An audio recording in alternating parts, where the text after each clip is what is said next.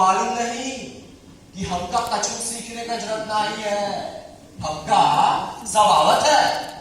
तुमको सबक है? अरे हाँ भाई। क्या बात है, एक मिनट।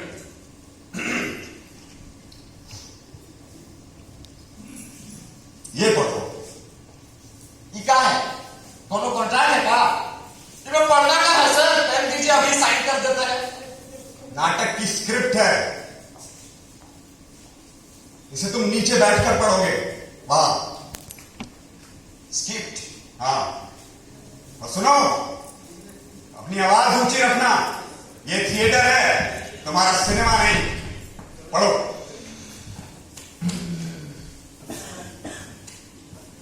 आधे अधूरे। लेखक मोहन राकेश। मोहन राकेश जोड़ी है क्या? सलीम जावेद जैसा है? नहीं, एक ही आदमी है मोहन राकेश। अभी साला बिना सब्जेक्ट का ही लेखक बन गया ही। नाम अधूरा है इसलिए ऐसा आधे अधूरे नाटक लिखता है क्या? क्या नहीं? क्या सर? भूल क्या है सर? पढ़ते हैं।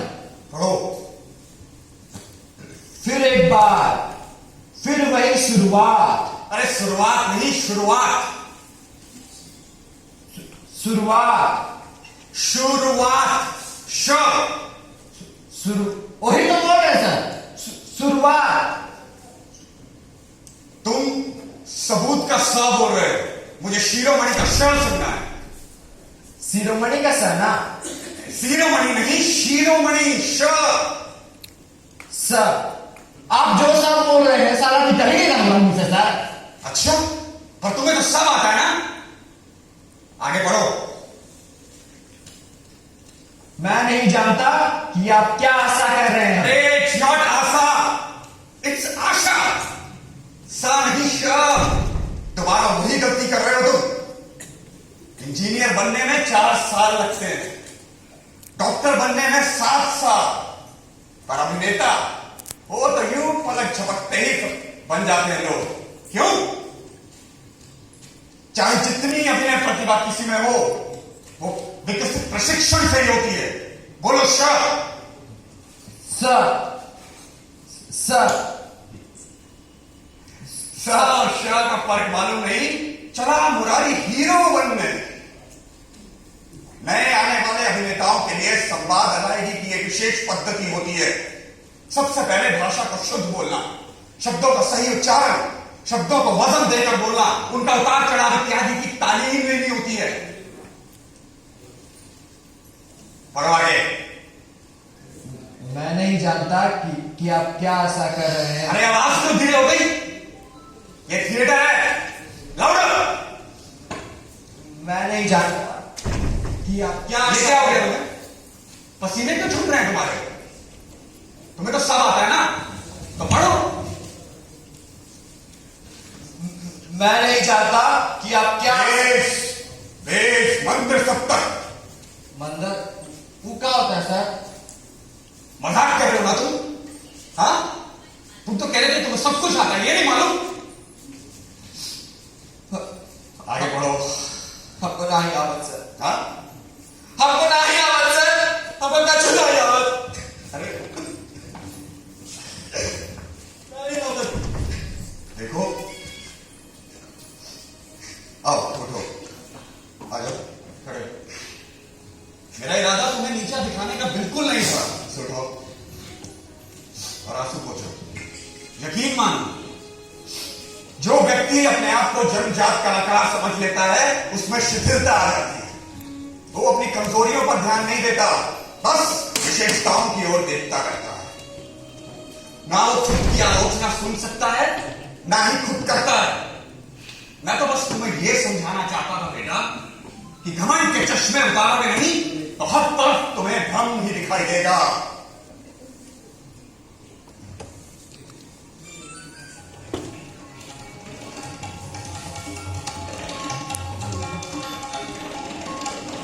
ये क्या कर रहे हो? चल रहे हैं सर। ये कोई तरीका है चलने का? थिएटर में तुम्हारी चाल कैरेक्टर के अनुरूप होनी चाहिए। किरदार अलग, चाल अलग। और हाँ, जिस दिशा में आगे बढ़ना हो उस दिशा का पैर पहले आगे बढ़ाओ। दाईं ओर जाना है तो दायां पैर और बाईं ओर जाना है तो बायां पैर। Good. This is also called आंगिक अभिनय, gestures. Gesture is the most important weapon in an actor's armory. Gesture is something an actor can rightfully claim to be his. It cannot be provided by the playwright. Okay? अब मेरी तरह एकदम simple चलने की कोशिश करो।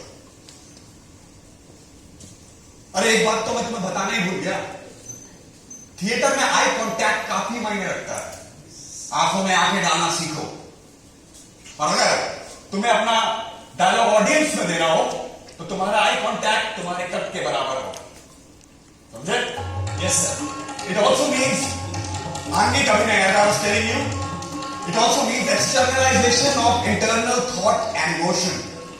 I've seen many actors, they use gestures without fully understanding its importance. समझे? हाँ सर। हाँ समझाता हूं, चलो।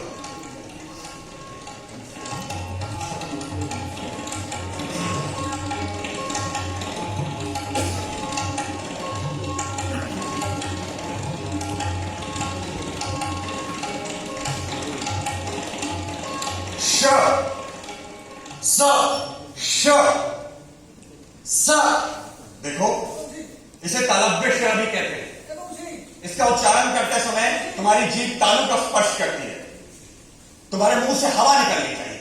श स श स कोशिश करते रहो। स स कम ऑन। श कैन डू इट। श यस। श गुड। श अब पूरे वाक्य के साथ से पढ़ो। फिर एक बार, फिर वही शुरुआत। यस शुरुआत। गुड। संवाद चरित्र की क्रियाशीलता से उपजते हैं और दृश्य उन्हीं की सार्थक परिणति है।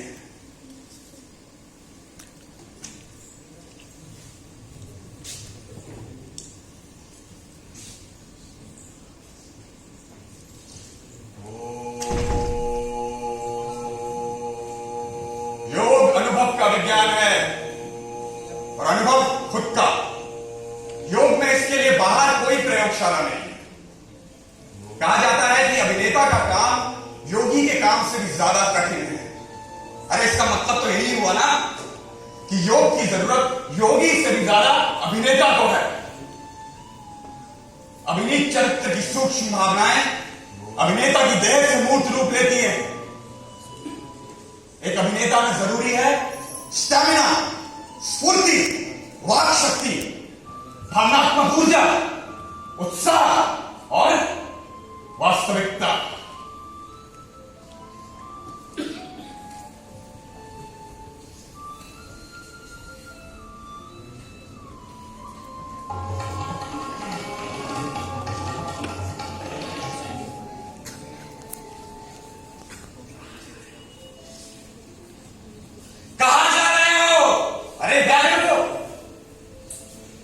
मानता हूं कि मैंने तुमसे कहा है तुम्हारी आवाज आखिरी रो तक पहुंचनी चाहिए। अरे पर फर्स्ट रो वालों का तो ख्याल करो। ऐसे चिल्लाओगे तो उन बेचारों के तो कान फट जाएंगे। हाँ sorry sir. It's okay. Theatre में या अभिनय में दो चीजें बहुत जरूरी है, वेरिएशन एंड वॉइस मॉड्यूलेशन। अरे एक ही सुर में डायलॉग बोलोगे तो ऑडियंस बोर हो जाएगी। वेरिएशन देना सीखो। अब देखो एक ही डायलॉग को मैं कैसे अलग अलग वेरिएशन देता हूं। डायलॉग क्या है? कहां जा रहे हैं? कहां जा रहे हो? कहां जा रहे हो? कहां जा रहे हो तुम? देखा? Yes sir. कैसे एक ही डायलॉग को कितने वेरिएशंस दिए जा सकते हैं। ऐसे ही थिएटर में जरूरी है वॉइस मॉड्यूलेशन। थिएटर में आवाज निकालने के लिए गले का ही पेट का इस्तेमाल होता है। सांस लेने की प्रक्रिया वो साधन है जिसके द्वारा हम अपने दर्शकों तक अपने विचार पहुंचाते हैं। इसलिए जितना हो सके इस क्रिया में सहज रहें और खुलकर सांस लें। अब एक लंबी सांस लो और पेट से रास्ते निकालो। कहां जा रहे हो? गुड। Keep practising.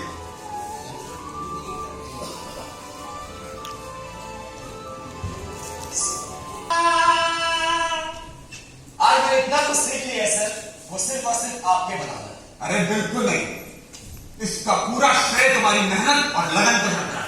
लेकिन फिर बस एक बात सुनो, आज शाम को जब आओगे तो आसाम में एक दिन की स्क्रिप्ट लेते आना। मैं तुम्हें कालिदास का किरदार दे रहा हूं बेटा। अरे, लेकिन इतना मुश्किल किरदार मुझसे होगा सर। अरे बिल्कुल होगा, मुझे पूरा विश्वास है तुम पर। कोई भी किरदार छोटा या बड़ा नहीं होता, अभिनेता छोटा या बड़ा होता है।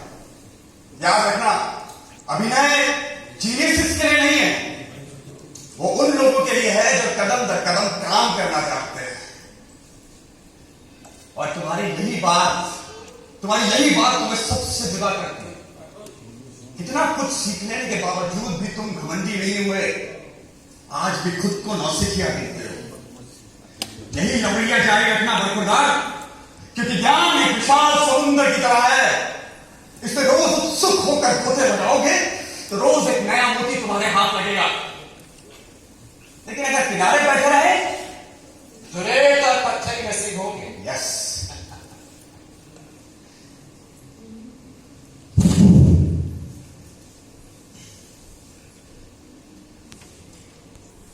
तुम्हारी एक बात मुझे बहुत पसंद आई थी बेटा, तुम्हारी ईमानदारी। याद करो, वो रिहर्सल का पहला दिन था और तुम जानते थे कि मैं वक्त का कितना पाबंद हूं। उसके बावजूद तुमने देर से आने का कोई बहाना नहीं बनाया। तुम्हारी जगह कोई भी और होता तो फर्स्ट इंप्रेशन अच्छा रहे इस वजह से झूठ बोल देता, और तुमने बिना पलक झपकाए सच कह दिया। ईमानदारी और साहस, कलाकार अगर इमारत है तो ईमानदारी और साहस उसके दो ऐसे स्तंभ हैं जिसके बिना इमारत तिनकों में बिखर जाती है। आप मेरी फिल्में देखते हैं सर?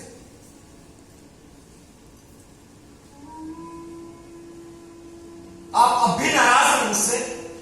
आखिर कब तक नाराज रहेंगे आप? कब तक? हट तेरी ही, रोज छाता लेकर निकलता था तो बारिश की एक बूंद नहीं बरसती थी। अपनी नाक खुजला करके यू नहीं, मैं सच कह रहा हूं। I don't regret my decision at all. Good, very good. आप बहुत नाराज हैं मुझसे सर। क्या नाराज? ऐसा कुछ नहीं है भाई। आप जब झूठ बोलते थे आप अपनी आईब्रो खुजाते थे यूं। इसका मतलब हम दोनों एक दूसरे को झूठ बोल रहे हैं, अंधेरे में ढकेल रहे हैं एक दूसरे को। लेकिन आज मैं सच्चाई जान करके हूं। जब तक मैं सच जान नहीं लेता, ना मैं जाऊंगा और ना ही आपको कहीं जाने दूंगा। सुना आपने? मैं आपको नहीं जाने दूंगा, नहीं।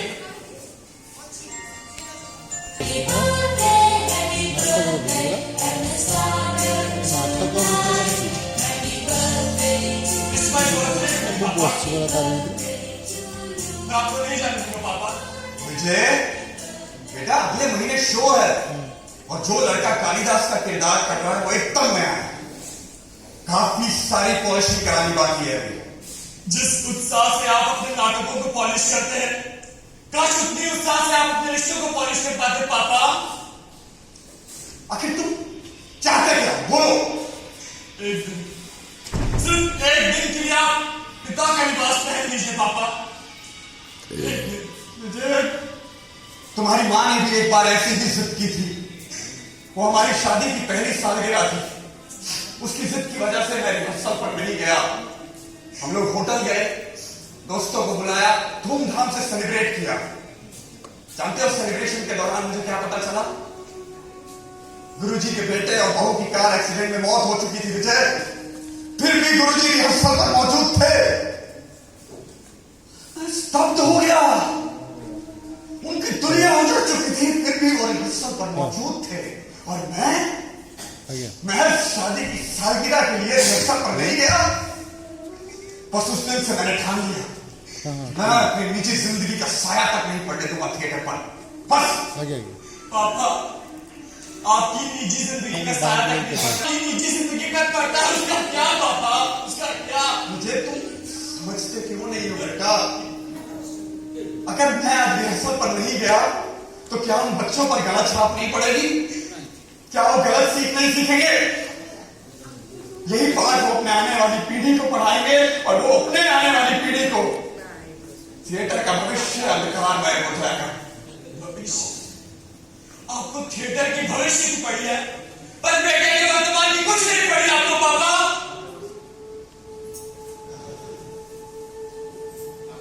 अंग्रेजी में एक कहावत है बेटा, What cannot be cured must be endured। मेरा इंतजार मत करना, मुझे देर हो जाएगी, सो जाना। पापा, अंग्रेजी में एक और कहावत है, बेटर लेट देन नेवर। लौट आइए पापा, लौट आइए पापा, लौट आइए जनाब, लौट आइए। मुझे पता था कि आप मेरे सवाल टालेंगे, इसलिए मैंने मेरे बॉडीगार्ड से पहले ही कह दिया था कि जब नट सम्राट महाशय मंच पर प्रवेश करे तो हॉल को बाहर से ताला मार देगा, और तब तक मत खोलना जब तक कि मैं खिड़की से इशारा न करूं। और जाहिर है मैं इशारा तब तक नहीं करूंगा जब तक कि आप मुझे मेरे सवालों का जवाब नहीं देते। देखो, ये तुम बिल्कुल ठीक नहीं कर रहे हो। दरवाजा खोलो, खोलो, मैं कहता हूं खोलो। मैं तुमसे बात कर रहा हूं, तुम इस तरह मुझे कैद नहीं कर सकते। पागल हो गए क्या? मैं कहता हूं दरवाजा खोलो। 2 मिनट से दिमाग चलने लगा ना आपका, और 10 साल से कैद हूं मैं। जंजीर बनकर जगह रखा इस सवाल में कि आपके लिए सब कौन सा गुनाह कर दिया था मैंने कि जिसकी वजह से आप आज तक छुपा हो मुझसे। लेकिन इस वक्त हम दोनों ही कैद हैं, और फर्ज समझते हैं जनाब, आपकी कैद जिस्मानी है और मेरी कैद दिमागी। दिमागी कैद बहुत खतरनाक होती है। जिस्मानी कैद में तो आपको एक कोठरी में बंद कर दिया जाता है, पर दिमागी कैद में तो पूरी दुनिया ही आपके लिए कोठरी बन जाती है। कहीं सुकून नहीं मिलता, कहीं नहीं। आजादी चाहता हूं मैं जिंदगी से, आजादी।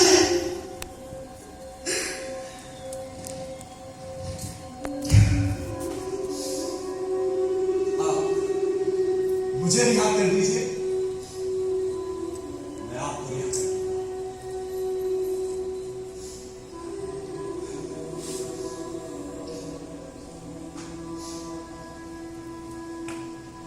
तुम्हें पता है मंदार का ट्यूशन कहां पर है? बहराम बाग के बगल में एक पुरानी और झुकी हुई इमारत है, थियर्स अपार्टमेंट्स। उसके चौथे माले पर मंदार का ट्यूशन है। पहले पहले मंदार की उम्मीद थाम कर मैं 4 माले चढ़ जाया करता था। हाँ, चौथा माला आते आते मेरे घुटने जवाब दे करता हूं, जानते हो?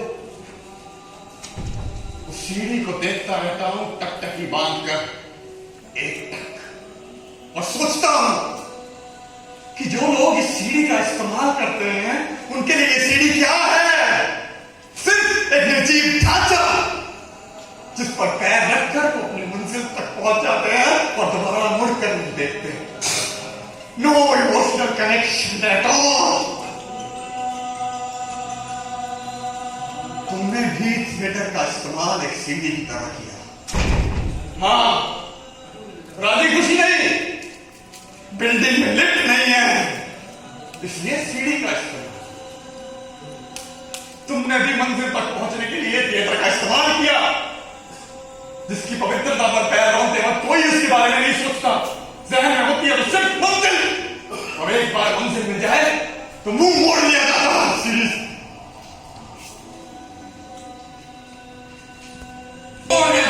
हमसे कहा था ना मैंने कि वो काफिर हो गया है। अरे क्या कर रहे हो? रुको, ना डायलॉग है, ना मूवमेंट है, ना एनर्जी है। ध्यान कहां है तुम्हारा? मैं थिएटर छोड़ना चाहता हूं। क्या? मैं थिएटर कोई बगीचा नहीं है कि जब मन किया आ गए और जब मन उठ गया तो चल दिए। थिएटर की तुलना फौजी समुदाय से की गई है। थिएटर मानता है संपूर्ण आत्मसमर्पण, निस्वार्थता और बलिदान। यह सिद्धांत मैंने पहले दिन ही समझाया था तुम्हें। तो मैंने भी कॉन्ट्रैक्ट साइन नहीं किया आपसे, और इसलिए आप मुझे जबरदस्ती रोक नहीं सकते। यह भाषा तुम्हारी तो बिल्कुल भी नहीं है। जरूर तुम्हें किसी ने उकसाया है। मैं कहीं खिलौना नहीं हूं जनाब कि मुझे कोई चाबी भर दे और मैं नाचने लग जाऊं। तो एक दिन में ये काया पलट कैसे हो गई? कल तक तो बड़ी। अरे कौन सा आसमान टूट पड़ेगा अगर एक मजदूर कम हो जाए तो? मजदूर? हाँ मजदूर। हम सब मजदूरी तो है। आपकी महत्वाकांक्षाओं को आप वोट उठाते फिरते हैं। कोई इतना शोषण तो किसी मजदूर का भी नहीं करता जितना कि आप करते हैं। देखो, ये उल जलूल बातें मत करो। ये बातें तूल जरूरी लगेगी आपको, क्योंकि आपके कानों को सिर्फ चापलूसी की ही आदत है। सर आप महान है, सर आप ज्ञानी है, महान ज्ञानी। देखो, मैं तुम्हारी रग रग से वाकिफ हूं। मैं जानता हूं कि ये बेहुदा ख्यालात तुम्हारे हो ही नहीं सकते। जरूर मैं अपना डिसीजन खुद ले ही नहीं सकता। सिर्फ तानाशाही करनी है आपको, और नियमों का गंत्र ऐसा फैला रखा है कि सांस लेना भी मुश्किल हो जाता है मेरे लिए। वही नाटक देखो जिसका मैं सुझाव करता हूं, वही संगीत सुनो जिसका मैं सुझाव करता हूं, वही लिटरेचर पढ़ो जिसका मैं सुझाव करता हूं। और फिर फिल्मों का तो नाम लेना भी मना है आपके सामने।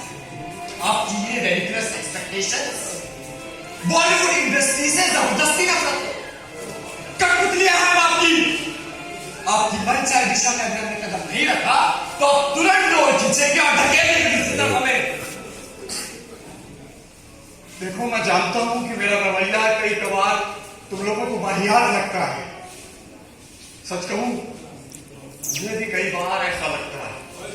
पर बरखुरदार, टेलीविजन और सिनेमा, टेलीविजन में इंसान अपने असल कद से बहुत छोटे दिखाई देते हैं, वही सिनेमा में अपने असल कद से बहुत बड़े दिखाई देते हैं।